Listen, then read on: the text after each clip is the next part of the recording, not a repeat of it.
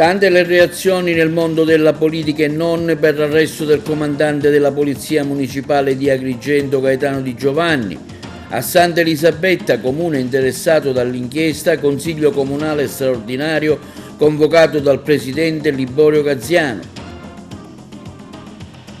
Incontro oggi della Polizia di Stato sulla prevenzione del disagio psicologico e la promozione del benessere con la partecipazione di esperti dell'ASP di Agrigento. Commemorazione a Porto Empedocle per gli eroici marinai della Sicilia caduti nello scontro navale del 28 e 29 marzo del 1941 nella battaglia di Capo Matapan. Inaugurato a Naro il museo all'aperto denominato Manne. Presentati stamane al Comune di Agrigento gli eventi sportivi che interesseranno la nostra città nella giornata di domenica, la mezza maratona della Concordia e la prima gara di gran fondo di mountain bike nella Valle dei Templi, rivoluzionato il traffico in città.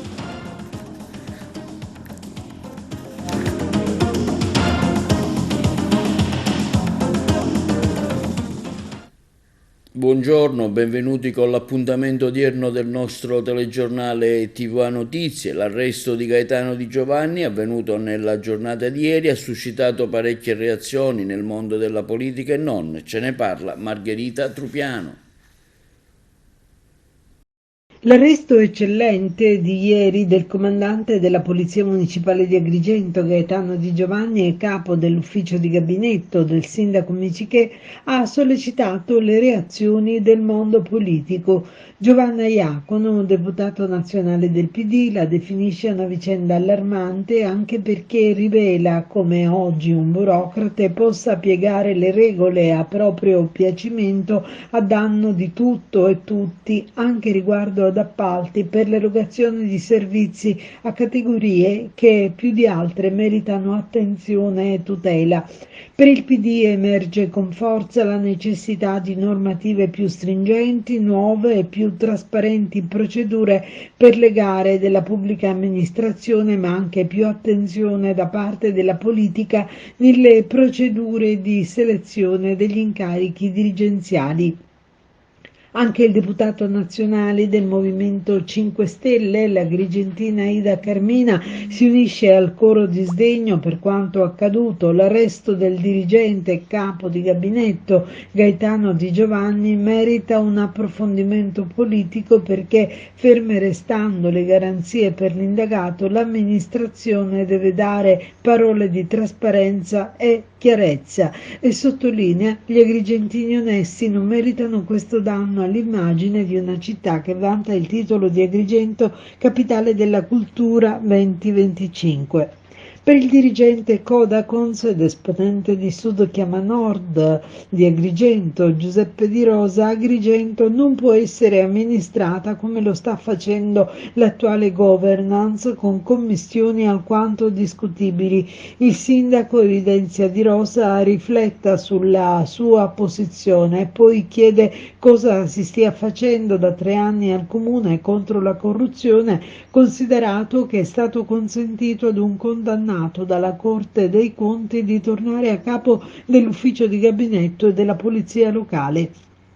E anche Italia Viva di Agrigento, tramite la segretaria provinciale Cristina Scaccia e la segretaria cittadina Roberta Lala, afferma che è emerso un quadro inquietante di reati. Per Italia Viva è inopportuna la scelta del sindaco di Agrigento di nominare come suo capo di gabinetto colui che era stato condannato per danno all'erario. Il sindaco continua a fallire nelle sue scelte politiche e amministrative, dicono. Ne prenda atto e faccia un gesto di responsabilità e di amore verso la città e i cittadini. Crediamo, conclude Italia Viva, che la giustizia debba fare il suo corso, ma la politica ha l'obbligo di porsi degli interrogativi. E sulla vicenda che ha interessato l'arresto è intervenuto anche il presidente del Consiglio Comunale di Santa Elisabetta, Liborio Gaziano, che ha affermato come apprendo da notizie di stampa dell'applicazione di misure cautelari in carcere del dirigente del distretto sociosanitario di Agrigento, di cui Santa Elisabetta fa parte, con l'accusa tra l'altro di associazione a delinquere e corruzione. Fermo il principio di non colpevolezza degli indagati fino a sentenza definitiva, leggo di mercimonio, clientele, tangenti e di una forte ingerenza per pilotare l'appalto dello spazio giochi per bambini di Santa Elisabetta. Aggiudicato al Nido d'Argento, esprimo pertanto, continua il Presidente del Consiglio Comunale, la mia gratitudine alla magistratura e all'Arma dei Carabinieri che stanno facendo luce su uno scenario inquietante. Ritengo doveroso pertanto convocare con urgenza il Consiglio Comunale di Santa Elisabetta al fine di ogni opportuna riflessione politico-amministrativa e manifesto la necessità che tanto il pubblico consesso che i cittadini tutti abbiano il diritto di conoscere la verità sugli accadimenti e gli interessi che ruoterebbero attorno all'aggiudicazione dell'appalto dello spazio giochi per bambini di Santa Elisabetta. Un incontro avrà luogo domani 13 aprile alle ore 10:30 presso i locali del Circolo Empedocleo di Agrigento per discutere di cura e salvaguardia del territorio, di tutela e valorizzazione dei beni culturali, di servizi efficienti, di immigrazione e accoglienza, di Agrigento capitale della cultura 2025, di legalità e lotta alla mafia, alla luce anche degli ultimi fatti di corruzione che riguardano appunto il comune di Agrigento. Sarà presente Gianni Cuperlo, la Deputazione regionale e nazionale. L'intervista al segretario cittadino di Agrigento del PD. Un interessante convegno domani sulle prospettive della sinistra ad Agrigento. Verrà anche un componente della segreteria nazionale, l'onorevole Cuperlo. Sì, si tratta di un momento particolare, importante, perché abbiamo ospiti di primo livello, a partire da Gianni Cuperlo della direzione nazionale, ci saranno poi i deputati locali, Giovanna Iacono, deputata nazionale, Michele Catanzaro, capogruppo all'Assemblea regionale, e Valentina Chinnici, deputata regionale. Discuteremo di ambiente, di territorio, di Agrigento capitale della cultura, di immigrazione, ma ci occuperemo anche di questioni che riguardano la legalità e la trasparenza amministrativa. Il tema è quanto mai caldo e di attualità, visto anche quello che è successo al comune di Agrigento ieri e che ancora probabilmente non abbiamo pienamente indagato.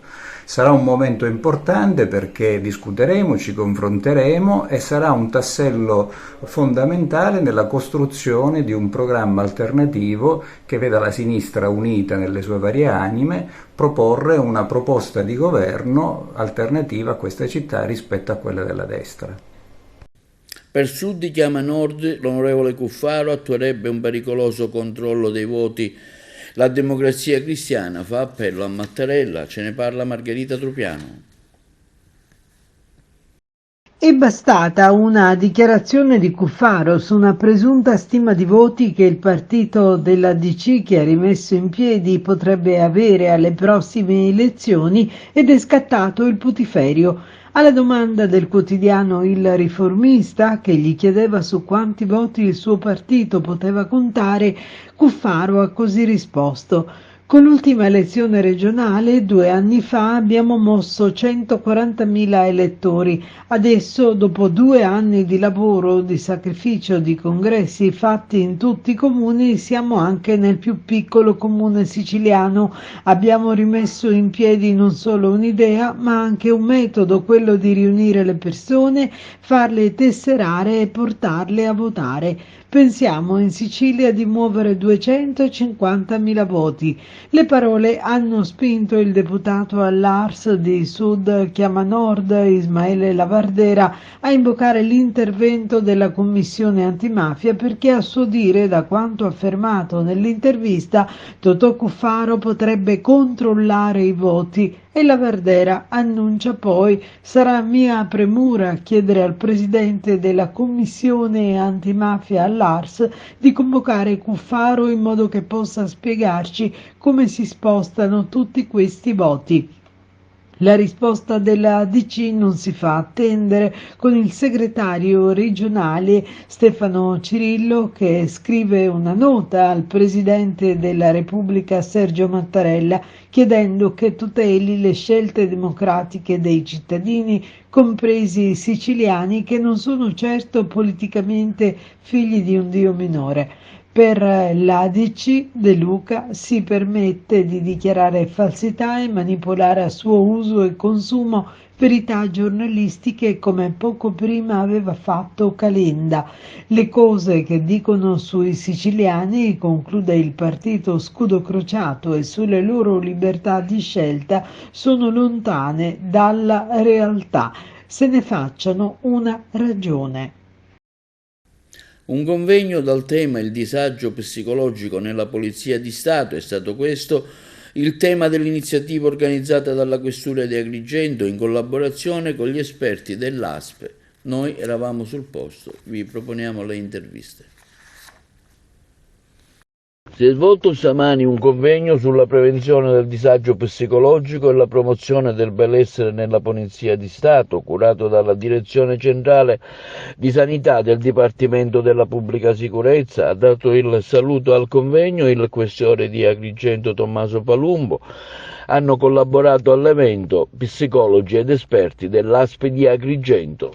Beh, non è soltanto una giornata di aggiornamento professionale, questo è un vero e proprio convegno su un tema che per noi è fondamentale, quello proprio di riuscire a dare gli strumenti per affrontare dei momenti di disagio al meglio, cercando di affrontarli dal primo momento senza che un certo tipo di situazione possa fare in modo che il momentaneo disagio psicologico dell'operatore di polizia possa portare a delle situazioni estremamente più gravi che necessitino poi dopo di interventi per la risoluzione estremamente più impegnativi. Troppi suicidi tra le forze dell'ordine, come contrastare e debellare questo triste fenomeno? Esattamente così, cercando di dare una serie di strumenti da parte dell'amministrazione agli operatori affinché possano, senza alcun tipo di remora, rivolgersi all'amministrazione stessa, ai centri di ascolto psicologico, ai centri sanitari, eccetera, senza paura di poter incorrere in conseguenze che in qualche modo potrebbero metterle in pericolo il rapporto con i colleghi, ad esempio dell'ufficio, o anche pensieri come progressione di carriera. Ma in atto esiste una struttura adeguata a compensare questo disagio o è da costruire?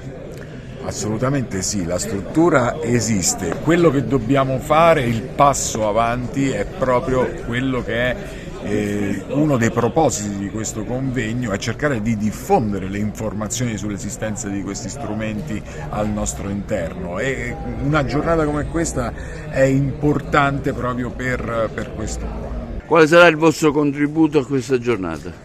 Il nostro contributo è un contributo da tecnici esterni che hanno accolto con molto favore e entusiasmo l'invito del signor Questore. Oggi affronteremo un tema delicatissimo, che è quello del disagio psicosociale nella Polizia di Stato in riferimento alla modifica e quindi all'applicazione dell'articolo 48 bis, e daremo il nostro contributo come azienda sanitaria provinciale, quindi come Dipartimento Salute Mentale. È chiaro che gli operatori della Polizia di Stato sono già per il loro ufficio esposti a una sovraesposizione di tipo emotiva, e dovremmo un poco cercare di comprendere qual è il salto dalla esposizione alla situazione stressante alla reazione poi emotiva e a volte psicopatologica, tale da meritare l'osservazione anche specialistica. Gli interventi sono stati richiesti in questo senso?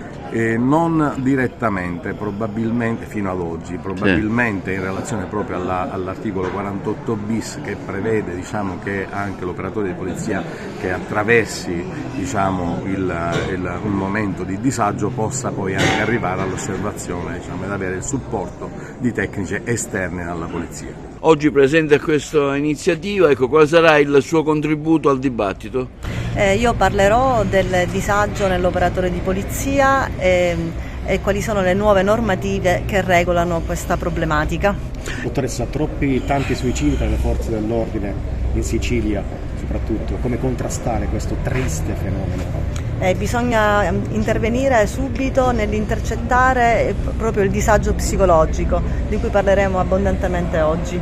Ecco, oggi si discuterà di un problema serio, quello dei suicidi, ma non solo, all'interno delle forze di polizia.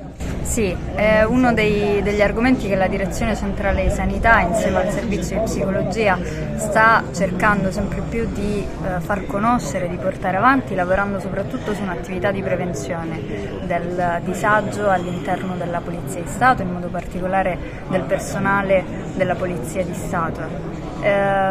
Nell'ultimo anno si sono registrati dei casi, però ci tengo a precisare che non c'è stato un aumento significativo rispetto agli anni precedenti. Probabilmente, ed è giusto che sia così, se ne sta parlando di più e quindi la risonanza diventa maggiore, però il nostro intervento è sempre presente sia nella fase preventiva che nella fase di supporto successiva all'evento critico che si realizza. Si terrà domani una conferenza programmatica provinciale dal tema Verso Agrigento, capitale della cultura 2025. I lavori saranno aperti dall'onorevole Nello Musumeci, ministro per la protezione civile.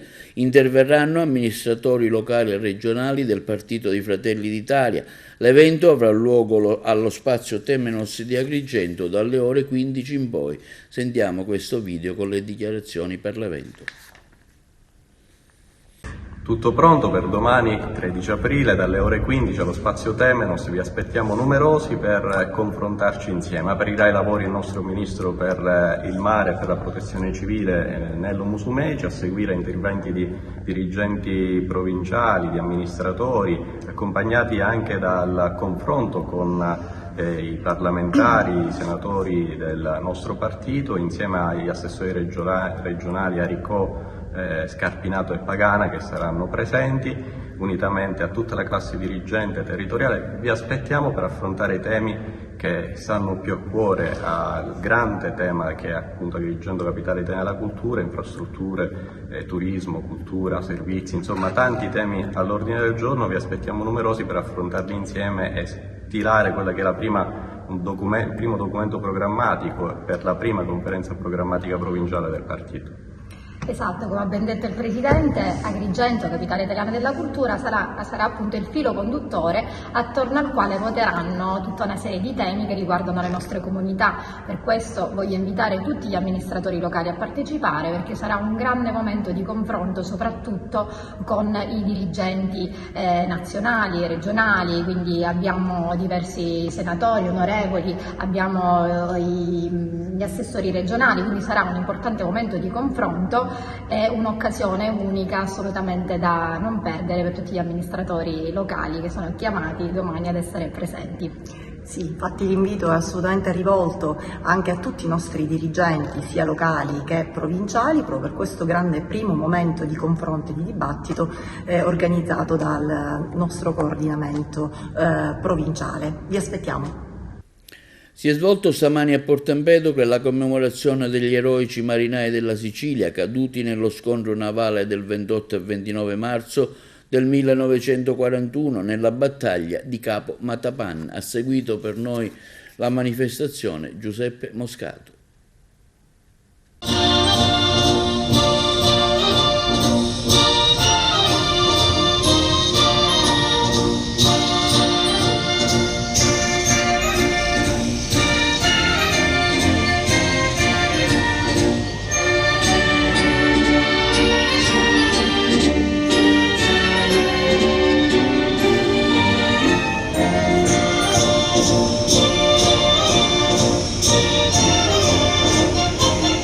Gli eroici marinai italiani caduti nello scontro navale del 28 e 29 marzo 1941 nella battaglia di Capo Matapan sono stati ricordati nel corso di una sobria manifestazione organizzata dall'Associazione Nazionale Marinai d'Italia, Gruppo Carmelo San Filippo, presieduta da Alfonso Bonfiglio, e dalla Capitaneria di Porto Empedocle.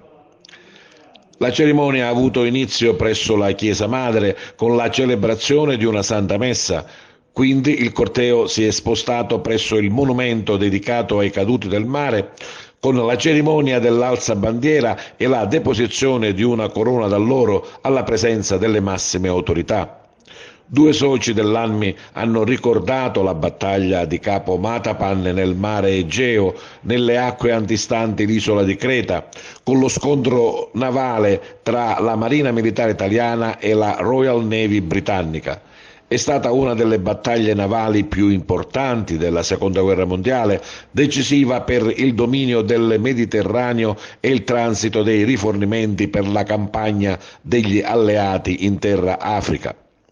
Lo scontro avvenne il 28 e il 29 marzo 1941 nelle acque a sud del Peloponneso.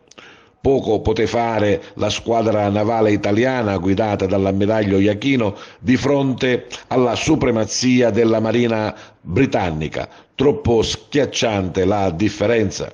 Una battaglia intensa che fece conteggiare oltre 2.300 marinai italiani morti con la perdita di diverse navi. Ma sentiamo le interviste. La notte tragica del 28 marzo 1941, dove 5 unità della Regia Marina Italiana furono affondate in pochi minuti dalla potente flotta inglese, che aveva a suo vantaggio l'uso del radar ed altri vantaggi in termini di tecnologie, di cooperazione aereo-navale, avendo anche gli aerei imbarcati sulla portaerei, nonché l'abitudine al combattimento notturno, cosa che mancava ai nostri italiani.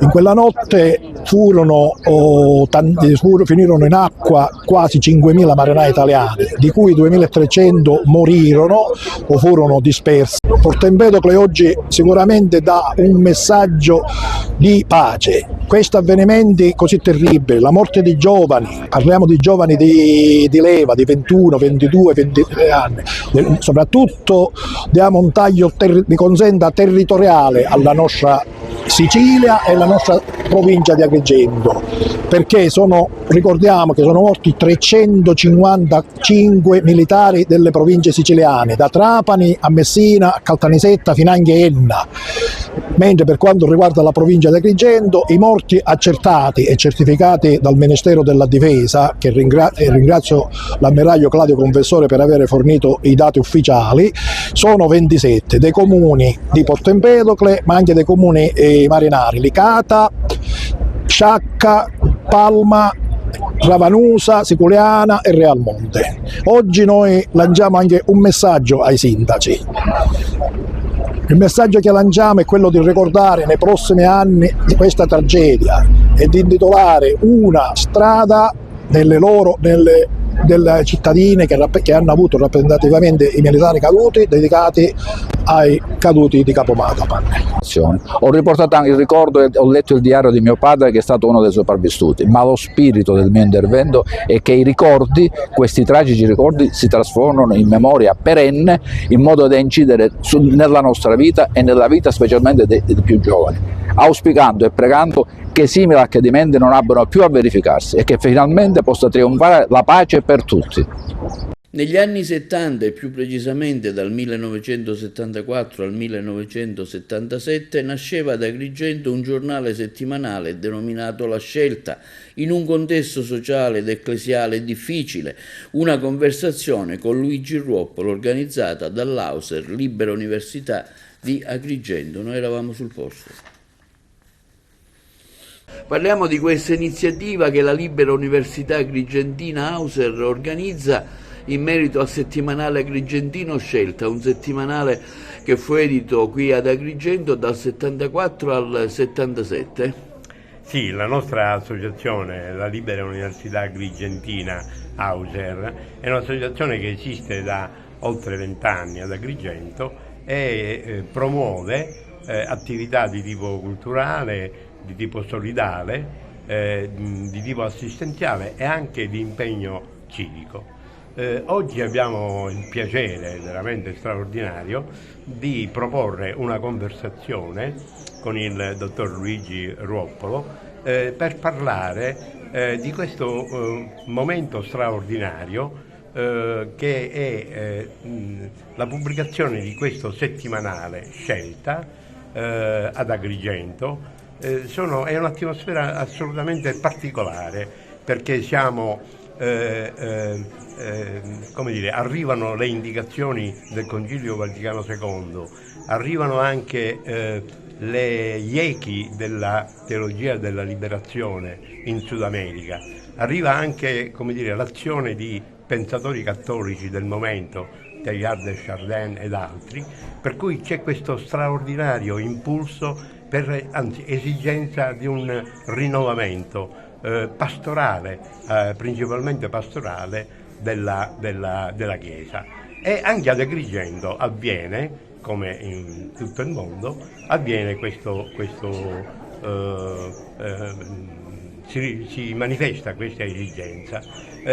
Sono momenti anche di grande contrasto, perché da una parte l'allora vescovo, dall'altra e anche la curia, dall'altra queste esigenze portate avanti da sacerdoti oltre che da laici, e che finiscono con eventi anche piuttosto forti, come alcuni sacerdoti lasciano l'abito o vengono invitati, per modo di dire, dal vescovo a lasciare l'abito. E quindi però rimane questo straordinario momento, che è un momento di difficoltà, di contrasto, ma di grande rinnovamento, veramente. E esce questo periodico, questo settimanale, Scelta, che è in contrapposizione, che si pone accanto o contro l'Amico del Popolo, già allora organo ufficiale della curia. E oggi il dottore Ruoppolo, che di quei momenti è stato protagonista nel vero senso della parola, e oggi avremo anche altre persone che hanno vissuto quell'esperienza in maniera diretta e personale, il dottore Ruoppolo ci intratterrà da par suo per raccontarci quell'atmosfera e quegli eventi di allora. Dottor Luigi Ruoppolo, ecco, parliamo più specificatamente degli effetti che ha avuto questa scelta nel campo anche informativo agrigentino dell'epoca. È stato un momento esaltante, specialmente in quel periodo in cui la società viveva particolari momenti, tanto nel suo mondo giovanile, ma così anche all'interno della Chiesa. Fu un'esperienza di autogestione, fu un'esperienza in cui abbiamo cercato di far veicolare una informazione dal basso, cercando di dar voce alle comunità di base, ai sindacati, a tutto ciò che si muoveva nella società, in qualche modo anche in termini anti-istituzionali. E furono 3 anni di grande impegno, con grandissimo volontariato, che ritengo hanno lasciato un segno non solo nella storia del giornalismo locale, ma diciamo più in generale nella storia della comunità agrigentina, della provincia e della Chiesa stessa. Vogliamo ricordare qualche collaboratore del giornale? Evidentemente c'erano delle pagine culturali particolarmente intense. Parliamo del poeta Antonino Cremona, del critico d'arte Rosetta Romano, parliamo dello stesso che è ancora molto attivo, Diego Romeo, con le sue capacità di critica.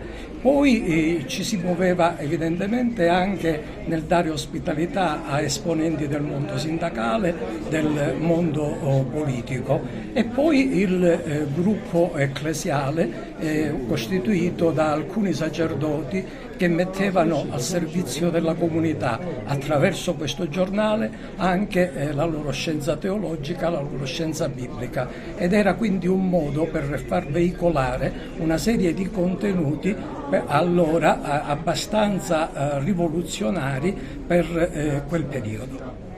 Linea alla regia per la pubblicità. Vediamo ora un servizio sul Museo all'Aperto di Naro curato da Massimo Macaluso. La fulgentissima Naro ha di recente inaugurato il MAN, Museo all'Aperto di Naro, un museo in costante evoluzione che ad oggi si presenta con ben oltre 20 opere d'arte. Sindaco Brandara, da cosa nasce l'idea del MAN a Naro? MAN sta per Museo all'Aperto di Naro. Nasce da un'idea congiunta, devo dire, tra me e Saverio Vinciguerra dell'Accademia, docente di pittura su muro dell'Accademia di Belle Arti di Firenze.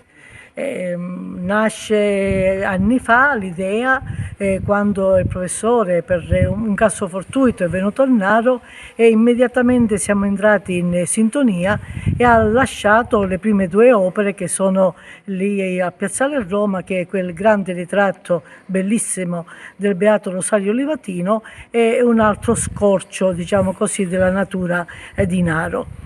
E poi in seguito, mentre c'era in ebollizione del poter fare il grande soffitto dell'aula consiliare, che è stata una cosa veramente molto bella, e contestualmente lui e i suoi 20 ragazzi, 20 studenti, hanno cominciato a dipingere queste opere qua in questa zona della via Vanelle, che ricordo a tutti essere stata nel 2005 interessata da una frana che ha fatto abbattere tantissime case, come vedete, e quindi c'è una sorta di rigenerazione urbana, ma volere anche ricucire una ferita che di tanto ha devastato questa zona.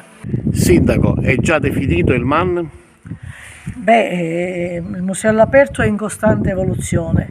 Oggi si presenta, come vedete, con più di 20 opere. L'obiettivo è fare sì che Naro sia sempre più attrattiva e culturalmente riconoscibile su scala nazionale, offrendo anche un esempio di come attraverso le installazioni artistiche si possa elevare la qualità e riconoscibilità dei luoghi urbani, i luoghi urbani che, come dicevo, erano stati colpiti dalla frana nel 2005. In questo modo si supera il concetto di collezione museale o di mostra temporanea, perché quelle sono relegate di solito in spazi ben chiusi, confinati, e si individua in tutta la città il contenitore ideale alla vista di tutti e senza diaframme. Sindaco, quindi la fulgentissima Naro sempre in prima linea, in primo piano. Come vi ponete riguardo Agrigento, capitale della cultura 2025? Noi siamo orgogliosi come agrigentini di questo traguardo raggiunto e quindi faremo la nostra parte. Abbiamo già iniziato, intanto siamo molto contenti perché Naro è entrata nella top 10 del Borgo dei Borghi di tutta Italia. Naro ricordo in rappresentanza di tutta la Sicilia, e adesso da ultimo partecipiamo a un altro contest che riguarda i 15 castelli della Sicilia. Proprio ieri abbiamo girato un video insieme alla troupe che è venuta appositamente a trovarci, perché poi il mese di maggio sarà dedicato al voto per il castello più bello della Sicilia. Ma ci proiettiamo, devo dire, anche verso l'Europa, considerato che, mi diceva il professore Vinciguerra, che dalla prossima primavera, o meglio, già da quest'anno verso la fine dell'estate verranno artisti da gran parte non solo italiani ma anche europei, e questo ci riempie il cuore di gioia perché ci proiettiamo sempre di più. Certo, abbiamo un compito arduo, come vedete ancora qui bisogna rifare il manto stradale, un'illuminazione che sia consona alla zona, certo, e adeguata, come anche gli appresamenti, perché se si vogliono aprire attività commerciali, come io spero, e io lo dicevo 5 anni fa che mi sarebbe piaciuto trasformare questa via come la Marzamemi della montagna, Allora se c'è anche uno spirito imprenditoriale, allora i risultati si vedranno. Che vedete, è triste che se qualcuno arriva qui e ne vengono tantissimi di turisti. L'altra volta, proprio a ridosso della Contest Borgo dei Borghi, abbiamo contato in 2 giorni 1500 turisti, ma se poi arrivano e non hanno dove mangiarsi un piatto di pasta o prendere un bicchiere di vino, allora poi altro che mordi e fuggi, fuggono e basta. Però sono certa e convinta che l'importante è iniziare, e quando i miei concittadini vedranno i risultati, allora faranno a gara per potersi cimentare in una imprenditorialità che magari in questo momento è lontana, considerato che molti servizi sono mancati, e quindi man mano il tempo ci vuole. Si terrà un'iniziativa su Accurso Miraglia, sulla teologia della liberazione, domani sabato presso la chiesa della Perriera a Sciacca. Abbiamo sentito il professor Enzo Di Natale, organizzatore dell'evento, intervistato da Margherita Trupiano. Enzo Di Natali vuole parlare a Sciacca prossimamente di Accursio Miraglia e della teologia della liberazione, un argomento abbastanza complesso che le chiedo di anticiparci. Sì, sabato mattina nella chiesa Perriera di Sciacca sarà trattato questo argomento nuovo, mai utilizzato prima, la teologia della liberazione in Accursio Miraglia, un'iniziativa portata avanti dalla Fondazione Accursio Miraglia, dal Centro di Bioetica Evangelium Vitae e dalla CGIL, perché Accursio Miraglia fu un sindacalista della CGIL ucciso nel 1947 per la sua lotta contro la mafia e contro la proprietà terriera per dare la terra ai contadini. E dunque si può parlare della teologia della liberazione in questo sindacalista? E quando sabato prossimo noi affronteremo, illustreremo e diremo che Accursio Miraglia non fu lontano da questa teologia della liberazione, perché la teologia della liberazione ha il suo fondamento nella Sacra Scrittura, che è tutta una opera di liberazione, liberare l'uomo dal peccato e liberare l'uomo da quelle strutture di peccato che offendono, umiliano la società, umiliano gli uomini nel momento in cui non regna la giustizia. Protesta dei centri sociali e della comunità palestinese, voci nel silenzio, con slogan e cartelloni, si è svolta a Palermo contro gli Stati Uniti e in difesa della Palestina. La corrispondenza da Palermo. Ancora vittime nella nuova tragedia avvenuta a circa 30 miglia a sud-ovest di Lampedusa, in acque Sar. 9 migranti morti, tra i quali una bambina in tenera età, 22 superstiti e 15 dispersi in acque maltesi.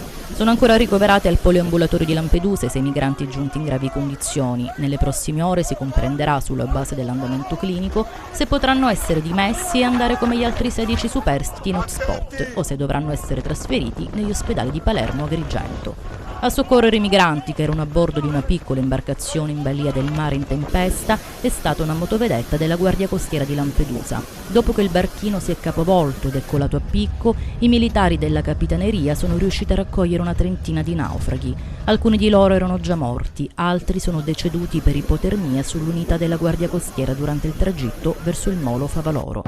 Secondo quanto raccontato dai naufraghi all'appello, mancherebbero 15 persone, tra cui 3 minori. Erano 46 migranti originari di Burkina Faso, Mali e Costa d'Avorio che domenica sera alle ore 20 sono partite da Sfax in Tunisia. Ancora una tragedia del mare e della disperazione scuote la nostra isola.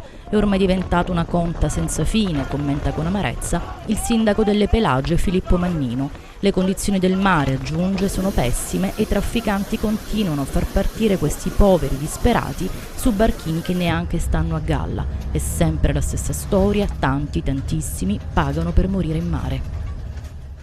Sarà presentato oggi pomeriggio il libro di Diego Guadagnino su Tindaro la Grua. L'evento si terrà presso la Biblioteca Lucchesiana dalle ore 17 in poi, tra relatori Salvatore Vaiana, Salvatore Nocera Bracco e Beniamino Biondi. Introdurrà la manifestazione il professor Enzo Di Natali e i saluti di Don Angelo Chillura, direttore della biblioteca. Concluderà l'autore Diego Guadagnino. Presentati oggi 2 eventi sportivi che si terranno domenica in città, la mezza maratona della Concordia e il Gran Fondo di mountain bike. Sono anche stati illustrati le variazioni del traffico in città da parte dell'assessore al ramo. Il servizio. Assessore Carmela Cantone, 2 grandi eventi sportivi domenica ad Agrigento per promuovere soprattutto il territorio agrigentino. Assolutamente sì, 2 manifestazioni che portano complessivamente circa 1500 persone ad Agrigento, che realizzano quindi uno dei sogni di questa città, che è la promozione del nostro territorio in vista di Agrigento, capitale della cultura. 2 persone speciali, Cristian Licata col suo staff, Antonio Calamita col suo staff, delle 2 manifestazioni della mezza maratona e di Acrabike, che hanno saputo riempire di contenuti una manifestazione. Io ringrazio queste 2 associazioni che veramente portano economia ad Agrigento. Pensate solo ai pernottamenti di circa 1500 persone e se vengono addirittura con un'altra persona quello che portano al nostro territorio in termini di pernottamenti, ristorazione eccetera. Ma la cosa più importante è che mi preme sottolineare che forse abuseremo un po' della pazienza dei nostri concittadini, ai quali non chiedo scusa perché non stiamo facendo nulla di male, però semplicemente li mettiamo in guardia già sin da adesso che domenica ci sarà qualche disagio per gli agrigentini che devono scendere a Salione. Spiegheremo in conferenza stampa in dettaglio i percorsi alternativi da fare. Sono 2 manifestazioni importanti che nessuna delle 2 poteva essere spostata, quindi abbiamo avuto grandi difficoltà col sindaco, con tutta la giunta a far combaciare questa cosa, però devo dire che grazie alla buona volontà di entrambi gli organizzatori e soprattutto della Polizia Municipale siamo riusciti a far quadrare le cose. Speriamo bene, ripeto, chiediamo anche la collaborazione dei nostri concittadini.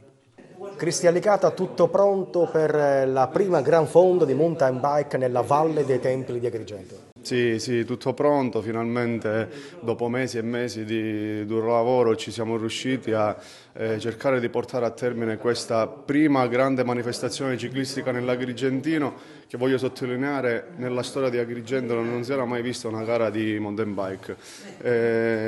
Sarà in programma domenica 14 aprile, il territorio è abbastanza vasto perché come ritrovo avremo Casa San Filippo, per poi i biker scendere, fare la rotonda del Villaggio Mosè, risalire lungo la via panoramica dei Templi, immettersi nell'area boscata di Giunone, poi ripercorrere di nuovo il parco della Valle dei Templi per poi allontanarsi nelle frazioni di Mondaperto, Giardina Gallotti e poi fare strada di ritorno. Un modo anche per promuovere le bellezze archeologiche della città. Certo, in vista del 2025, come per Agrigento, capitale della cultura italiana, vogliamo ricordare bene che lo sport è cultura, quindi abbiamo voluto mettere a centro proprio la città di Agrigento per promuovere il territorio bellissimo che questa città propone e che non tutti purtroppo conoscono. Quanti sono i partecipanti? Ad oggi siamo circa 250 partecipanti. Io volevo ringraziare l'amministrazione comunale, chiedere scusa comunque alla città di Agrigento perché si sono venuti a creare 2 grandi eventi nella città il 14 aprile, noi la mezza maratona, e devo dire che l'amministrazione comunale è stata abile nel gestire queste 2 grandi manifestazioni anche nella situazione del traffico veicolare. Quindi voglio sottolineare anche che grazie alla nostra manifestazione è stata bonificata l'area del Parco Icori, dove sono stati rimossi tutti i rifiuti, e io per questo voglio fare un grande appello ai cittadini di Agrigento e non solo. Cerchiamo di non sporcare di nuovo il Parco Icori perché è un bene comune per tutti e grazie a questa manifestazione sarà di nuovo restituito alla collettività e a quanti vorranno passare una giornata in quest'area attrezzata bellissima come il Parco Icori. Domenica la Mezza Maratona della Concordia, giunta quest'anno alla 20ª edizione. Sì, grazie a tutto quanto siamo riusciti a portare a termine anche l'organizzazione di questa manifestazione. Dobbiamo ringraziare l'amministrazione comunale, i servizi della protezione civile, i vigili urbani, perché nella giornata del 14 aprile ad Agrigento sarà una giornata di sport, perché avremo non solo la nostra mezza maratona, ma ci sarà anche un evento di bike e quindi tutta la città sarà coinvolta in questo. Noi chiaramente preghiamo i cittadini di essere pazienti, di godersi lo spettacolo e di sopportarci invece con i loro applausi. La nostra gara parte come al solito da San Leone, dal viale Falcone Borsellino, questa volta ci spostiamo verso il club nautico e da lì faremo i nostri 21 km percorrendo in parte il viale dei Pini per 2 volte, il viale delle Dune e poi saliremo verso la via Sacra. Poi ridiscenderemo a San Leone e sono 21,097 km, una mezza maratona. Un evento che registra sempre un afflusso di tantissimi amatori, siamo 1080, che sono un bel numero di runner per una gara del Meridione d'Italia. Quindi l'appuntamento è domenica 14 aprile, venite a San Leone per applaudire i runner che vengono da tutte le parti della Sicilia e d'Italia. E questo è tutto per l'appuntamento odierno del nostro telegiornale. Vi ricordiamo che i programmi di TVA sono visibili in streaming nel cellulare, nel PC e nei tablet scrivendo www.televideoagrigento.tv. Il telegiornale sarà trasmesso sul canale 93 di Video Sicilia alle ore 15 e alle ore 20 con replica alle ore 9 del mattino e in tutta Italia sull'LCN 268. Vi auguriamo pertanto una buona serata.